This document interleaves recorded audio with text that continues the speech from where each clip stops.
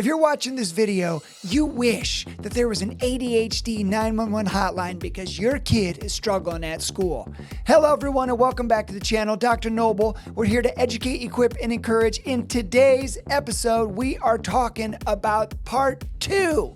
If you've missed part 1, I'm going to link it above. Go watch it where we talked about 4 reasons why your child may not be responding to the medications any longer. In part 2 of this series, we're talking about another set of common questions that people often have, and it's around the idea of medications not lasting long enough. And in order to begin to answer this question, you first have to ask yourself, how long are they really supposed to last in general? There's long-acting agents, there's intermediate-acting agents, and there's short-acting agents. You can't expect a medicine that's designed to last 4 hours to last 12 hours. So let's talk about what kind of medicine you're on. Okay, long-acting ADHD medications, stimulant medications. Now remember, if you don't know what I'm talking about, go check out this video about what I mean by ADHD stimulant medications, okay? But they come in a few different varieties, the first of which are long-acting agents, and here's a list. Long-acting agents last anywhere from 8 to 12 hours. There's Concerta, there's Focalin, there's Daytrana, there's Vyvanse, there's Adderall, there's Quilivant, there's Ritalin LA, there's a lot of medicines. That's a lot of medicines.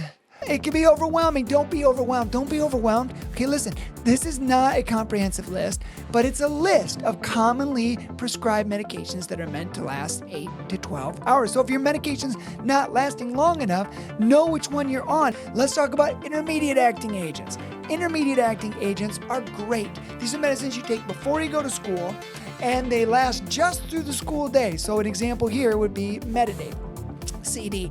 It's maybe a hard medicine to find. There's not a lot of intermediate acting agents. There's probably others, but this is the one that I most commonly prescribe because it's meant to last 6 to 8 hours. It's the perfect amount of time to last the school day. But if you're on Metadate CD and it's a 6 to 8 hour medicine and you call me and say, Noble, that medicine's gone by 10 in the morning, then your child is, tearing through it too fast, right? And your frustration is a realistic frustration because it's supposed to last longer. Okay, now what about short-acting agents? Short-acting agents are the ones that most people are familiar. Ritalin, Focalin, Adderall, Methylene.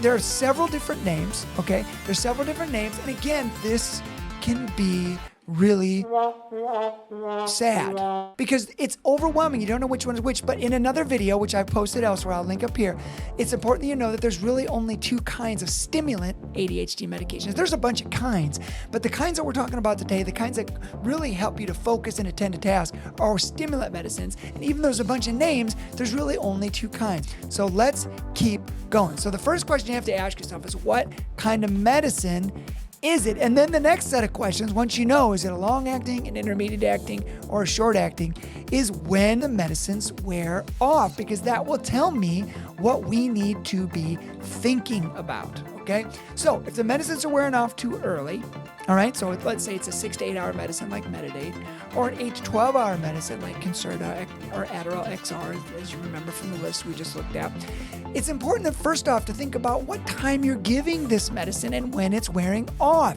If you're giving a long-acting agent and it's gone by 1 or 2 o'clock in the afternoon, you're almost there. Listen, you're almost there. It's almost lasting the whole school day. Maybe we don't need to do a big heroic intervention and change things. Maybe you could just give that morning dose a little bit later. Okay, if you're giving it at 6 a.m. before they go to before care, and then they go to school, and then they go to all the things, then lunch, and then 1 o'clock, yeah, the medicine's going to be gone because you're giving it at 6 in the morning. Give it at 8 in the morning. Send a bottle to school and have school give it at 8 a.m. Okay, now I know there's downsides to all these things, but give the medicine later in the morning. Now, a long-acting agent, an 8 to 12 hour medicine, you don't want to be giving that past 8 or 9 o'clock in the morning, most likely. Okay, unless there's very specific situations which are beyond the scope of what we're talking about. But you want to give the medicine later or possibly consider adding a booster dose. right? Now, a booster dose does just exactly what you think, right? The medicine's working. Things are going good. 1 or 2 o'clock comes. You've done the best job you can about giving it later in the morning. So instead of 6 a.m., you're giving it like 8 a.m. It's lasting until 1 or 2 o'clock. We're almost there. And we need a little bit of help just to kind of pick up a little wind in the sails to kind of get through that 3, 4, 5 o'clock hour before we land the plane and things calm down. Sometimes you need what's called a booster dose. That's when you take a long-acting agent, which is like a long pop fly that goes out, maybe a home run, and then instead of that, you add a little boost that goes more straight up and comes straight down. So maybe a short-acting boost, a 5 milligram dose of Ritalin, a 5 milligram dose of Focalin, 5 milligrams of Adderall, something like that, okay? The dose isn't what's important. What you need to understand is that augmenting a long-acting or an intermediate-acting strategy with a short-acting stimulant to the mid to late afternoon can be very effective as long as you don't give it too late in the day. Because if you give it too late in the day, they're going to have trouble with sleep onset difficulties, which is a common side effect of ADHD medicines, or in this case, stimulant medication. So usually what I tell families is don't give this after 2 o'clock, 3 o'clock. Usually when we boost medicines, we boost them at noon, okay? But sometimes 1, sometimes 2, but certainly no later than that because they're supposed to be 4 to 6 hour medicines. I don't want kids staying up late at night because they're on a medicine. And if they're up late at night because they're working on homework in 3rd grade, I'm going to push right back and say, really? What kind of 3rd grade is this? Your child's not going to Harvard tomorrow. It's okay. Okay, just do the best you can. All right? But give the kid a break, give some breathing room, and think about it. Give the medicine later in the morning. Think about a booster dose. Okay, here's another common problem, right? Remember, this is ADHD 911. Now we're going to talk about, Johnny Pumpleskins is crazy after school. Oh, that's hard. But listen, when you come off the medicines, what do you expect? Here's what coming off these medicines are like. Imagine that you're getting to an airport. And you get in the airplane and you fly to your destination. And as you're getting ready to land the plane, the pilot says, look, good news is we're going to get here. Okay, we've arrived. All right. The school day's almost over. We're getting on the bus. We sat, we listened, we focused, we did our job. But the bad news is no landing gear. So this could be rough. No landing gear. So we come into the tarmac and we smack against it. We slide across it. There's sparks everywhere, right? And everyone's freaking out. But at the end of the day, we slide up to the airport terminal. We get out and we're all happy because we're alive. But that's how it is to come to the end of a day when you're coming off of an ADHD, or in this case, when you're coming off of an ADHD or stimulant medication. It's like crashing into the tarmac with no landing gear. It's not supposed to be smooth and easy. And yes, there are things that we can do to pad the landing, to kind of scatter pillows on the runway.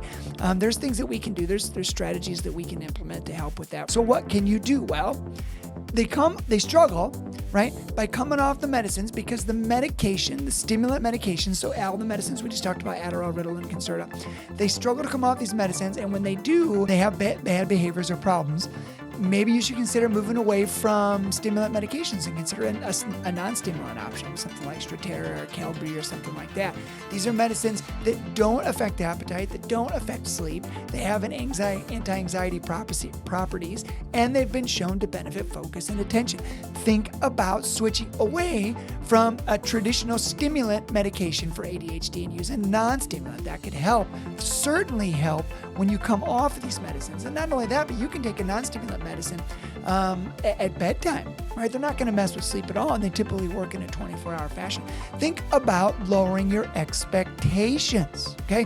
Now, when a kid gets off the bus, right, maybe lower your expectations. They're going to be coming off the medicine, right? They just slammed into the tarmac. Maybe now's not the time to talk about the big project that you've got to do in your room or all the chores that have got to happen. Give the kids some space to breathe. Let them eat some graham crackers. Let them have some cheese. Let them put their shoes away and let them take some breaths. They're not ready to go through it, right? The plane is on fire. Give it space and time and decrease the demands. Listen, think about decreasing the demands. Lower your expectations, decrease the demands. Don't push these guys. Let them come back when the appetite returns. When the appetite comes back and they're hungry for dinner, they're hungry for snacks, the effects of the medication are waning, their hyperactive and impulsive features are going to return, but so does maybe some of the fun parts of them. So let them have some lateral movements, let them eat, and just lower your demands, lower the expectations, and give them some space. Okay? Let's talk about what's next. Okay, can't sleep. All right, now these are more rapid fire problems at ADHD 911 hotline. But listen, can't sleep. This is a big problem that people have. And why can't they sleep? Well, they can't sleep because, as I've said earlier, these medications cause big problems with sleep onset. They're stimulants, right? They wake up the brain. They take a laser light show that scatters in 1,000 directions, and they make it a laser beam that focuses in one direction, that burns hot and cuts right through cars. They make kids focus and attend to tasks. They don't relax the brain. They don't give a peaceful, easy feeling. They help kids focus and attend to tasks in one direction, and that makes it difficult for them to relax and fall asleep when the medications are still working. So please, please, please understand that. Now let's talk about what we do. So if sleep is an issue, right, you can either, I left this off the slide, but you can discontinue the morning medicine. If it's causing this kid to not be able to fall asleep until 10, 11 o'clock at night, they're just so focused, they're just so activated that they can't fall asleep, maybe the juice is not worth the squeeze, and maybe you got to get off that medicine. But let's say you got to stay on it. Kids endanger themselves or other people. They're impaired by this problem in multiple environments. Their life is astronomically better because they take these medicines. We'll work on sleep hygiene. Clean it up, right? Shut the TV off 2 hours, 3 hours before bedtime. Start landing the plane, take the bath, do the deep massage, rub the essential oils on the feet, listen to the nature sounds on your iPhone, and just chill, right? Maybe try some melatonin. Melatonin's not a bad option, right? There's lots of different ways to dose that, but melatonin is a part of national guidelines now as we think about children who struggle to initiate sleep onset. Melatonin has a place. Okay, it has a place. I'm not going to get into the dosing of that, but know that it's not bad or wrong to consider this as an option to augment or facilitate sleep onset. And consider non-stimulant medications, not to replace your ADHD medicines, but to augment them. So like clonidine or Tenex, these are medications that we use in addition to stimulant medicines for ADHD to help initiate sleep onset, to help kind of calm the sleep environment, calm the brain, calm the body, and just help the child calm down so they can sleep more effectively. Now, let's talk about what happens when nothing works. Okay, now don't get mad at me, but people come and they say this to me. They've been through everything. They've been through all the methylphenidate products. And again, if you don't know what I'm talking about, go watch this video. They've been through all the mixed salts groups, okay? They've been through all the different types of traditional ADHD approaches, and nothing works. So usually what I say to families is, look, let's look best of all the medicines you've been on. Let's pick the one that you hate the least. That's option A. Option B is we just don't go back. We just don't go back, okay? Maybe school's not going to be great for you. Maybe there's going to be some struggles. There are worse things, right? Maybe we just take a drug holiday. Maybe get some psychology testing because we're missing something. Maybe there's some cognitive deficits. Maybe there's some more tangible learning disabilities that we're not accounting for. Think about revising the IEP, right? So go back to the school and say, look, what can we do? Some preferential seating? Can we just test the most complex aspects of this learning module, and then maybe forget all the busy work and just really focus on the 3 or 4 things that this child must learn in order to move on. Maybe we revise the result. Maybe we just buckle up. Maybe we just say, you know what?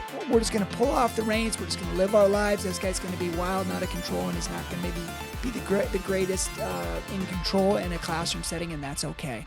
That's totally fine. Let's just let it ride. Nobody's trying to be perfect parents, all right? Nobody's trying to do that. Nobody can do that. But what we are trying to be is better parents. That's why we make these videos, so you can be educated on strategies to deal with common problems that present in children who are treated with ADHD medications, right? No one's asking us to be perfect, but we are asking all of us to endeavor to be better, and the only way we do that is to stick together. Go watch other videos that explain the gaps in this. We've got a whole bunch of videos in the ADHD playlist that could be really beneficial for you. Like and subscribe so the algorithm will pay attention to me and get this information to more families who need it just like you. Thanks, everybody, and we'll see you soon.